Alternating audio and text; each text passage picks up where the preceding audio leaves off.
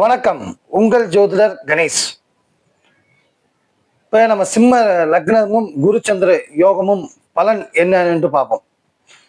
இப்ப சிம்ம லக்னத்துல சிம்மத்திலே குருவும் சந்திரன் இருந்துச்சுன்னா சந்திரனுடைய நட்பு வீடும் குருவுடைய நட்பு வீடும் சிம்மம். அப்ப சிம்ம லக்னத்திலே குருவும் சந்திரனும் இணைந்து இருந்தால் அவங்களுக்கு அரசாங்க வேலை கிடைக்கும், நல்ல மனைவி அமைவாங்க. அதே போல சொத்து நிறைய அவங்களுக்கு கிடைக்கக்கூடிய வாய்ப்புகள் உண்டு.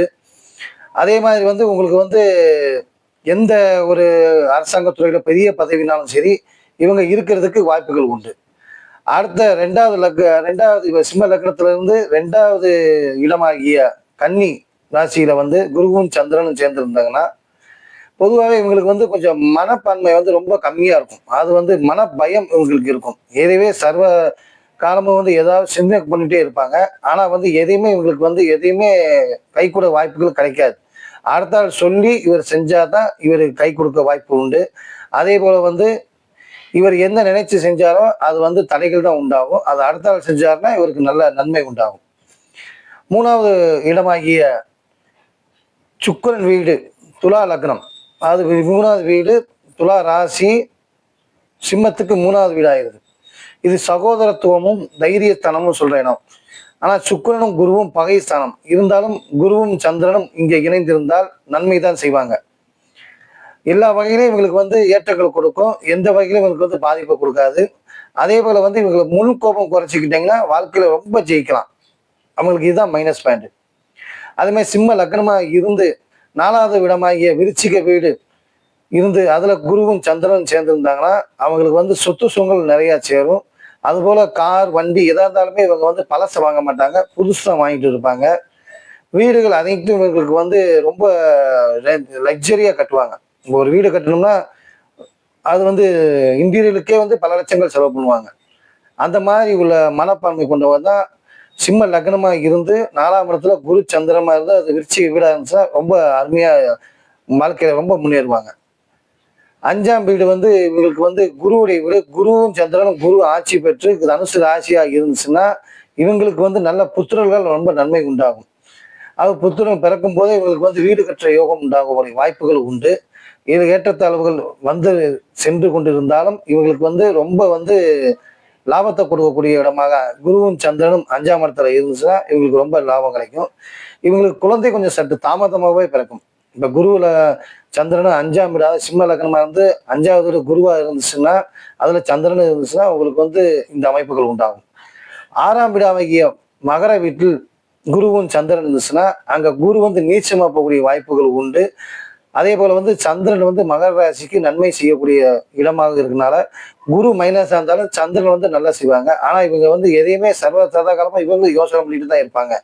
கற்பனை சக்தி வளம் அதிகம். ஆனா எதையுமே இவங்க ஜெயிக்கக்கூடிய வாய்ப்புகள் மிகவும் குறைவு.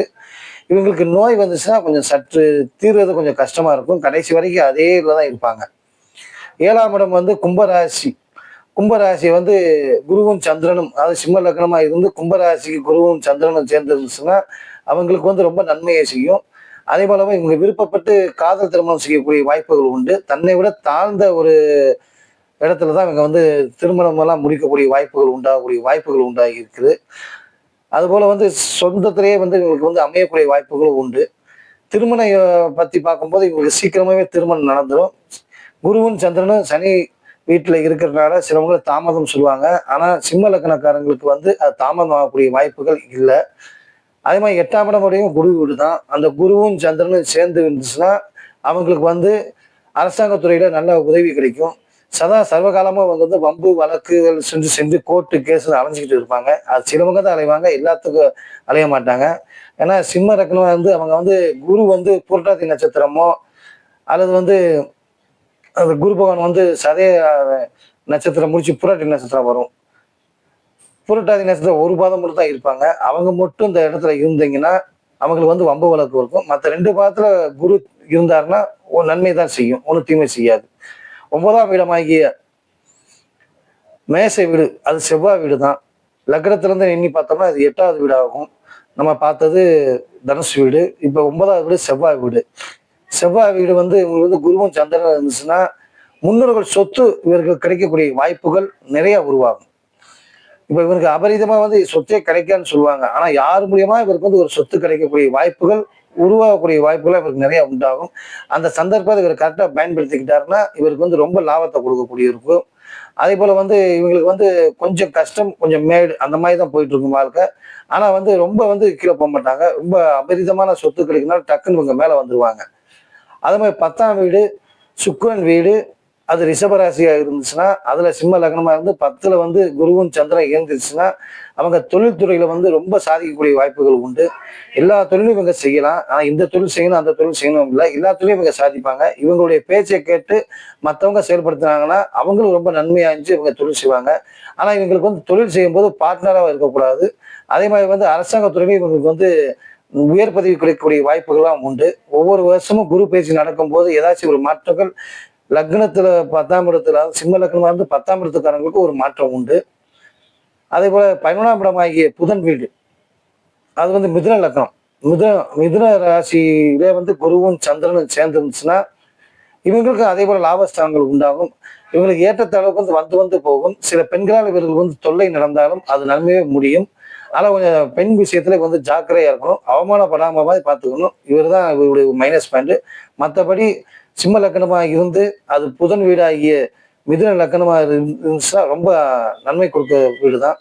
அதே குரு 12ஆம் இடம், சந்திரன் 12ஆம் இடம். சந்திரனுக்கு வந்து அது ஆட்சி வீடு. குருவும் சந்திரனும் சேர்ந்து 12ஆம் இடத்துல வந்து சிம்ம லக்னத்துக்கு இருந்துச்சுன்னா, குரு உச்சம், சந்திரன் ஆட்சி. இவங்களுக்கு வந்து வேகமா வளருவாங்க. ஆனா கீழே இறங்கிடுவாங்க. டக்குன்னு எல்லாம் எல்லாம் வீடு வாங்க, சொத்து வாங்குவாங்க, எல்லாம் செய்வாங்க. ஆனா ஒரு சில சந்தர்ப்பத்தினால சிலவங்க இவங்களுக்கு வந்து ஏதோ ஒரு வகையில வந்து ஏமாற்றி இவங்க சொத்தை அபகரிக்கிறதுக்கு வழி பண்ணுவாங்க. ஆனா அந்த விஷயத்துல மட்டும் ஜாக்கிரதையா இருங்க. மற்றபடி உங்களுக்கு காசு, தங்க நகை, ஆடை ஆபரணம் எல்லாமே உங்களுக்கு நல்லாவே கிடைக்கும். சில ஜாக்கிரதையா இருந்தா இந்த சிம்ம லக்னமா இருந்து 12ல குரு உச்சமாகியும் சந்திரன் ஆட்சி பெற்றிருந்தா இந்த யோகம் நடக்கும்.